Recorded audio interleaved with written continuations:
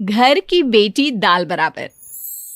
Anya dance करने में उस्ताद। एक स्टेप जो वो देख लेती तो हूबहू उसे उतार देती।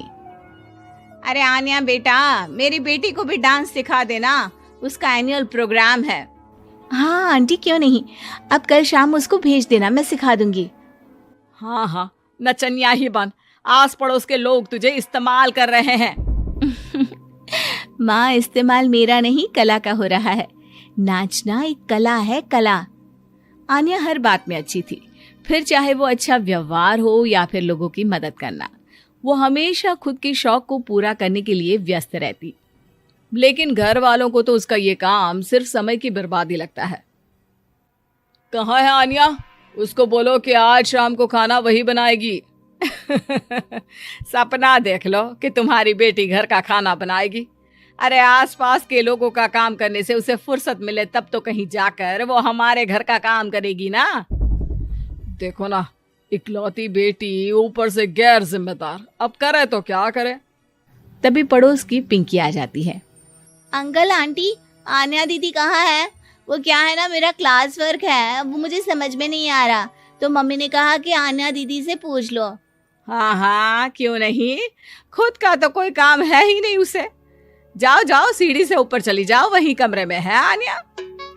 एक रोज शहर में डांस कंपटीशन वाले लोग आते हैं, जहां आन्या का डांस सबको पसंद आता है। क्या बात है, छोटे से शहर में इतना टैलेंट?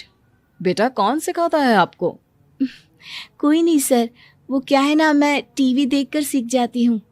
अरे वाह, और आपके मम्मी पापा कहाँ हैं? वो नहीं आए? नहीं, वो लोग नहीं आए हैं। आन्या कंपटीशन जीत जाती है और घर में टीवी वाले आन्या का इंटरव्यू लेने आते हैं। अरे क्या है, कहाँ घुसे जा रहे हो, क्या हो गया? आप आन्या की माँ है ना? वो क्या है ना, आपकी बेटी ने डांस का कंपटीशन जीता है, हमारे शहर के लिए ये गर्व की बात है, तो हम लोग उनका इंटरव्यू लेने आए हैं। ओहो, बड़ा तीर मारा हो जैसे। अरे उसे आता ही क्या है डांस के सिवा, कुछ और करती तो शायद गर्व होता। तभी वहां आन्या आ जाती है और पत्रकारों को इंटरव्यू देती है।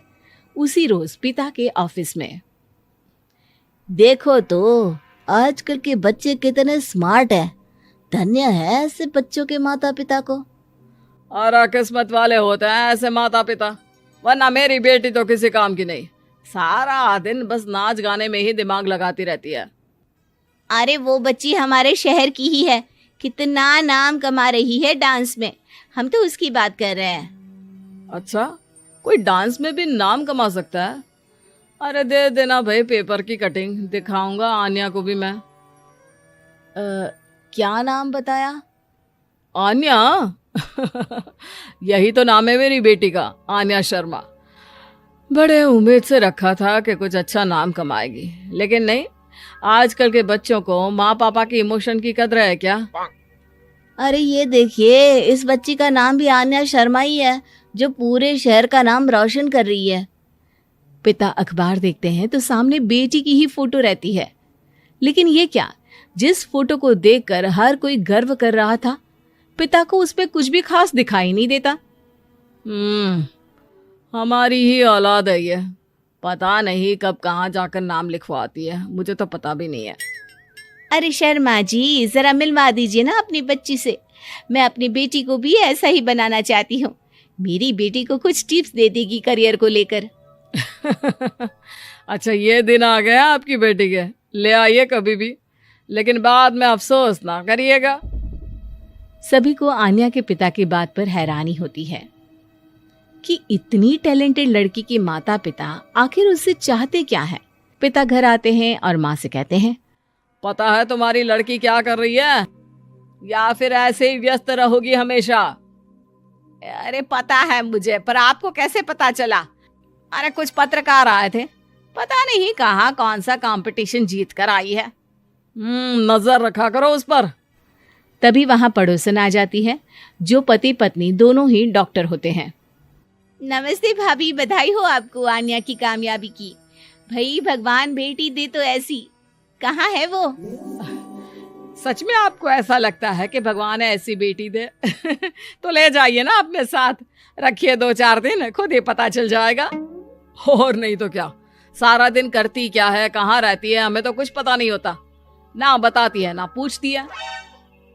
खैर देखिए, वो वक्त अब गया जब माता पिता बनकर बच्चों की परवरिश की जाती थी। अब तो बच्चों को साथ बिठाकर बात करना जरूरी है।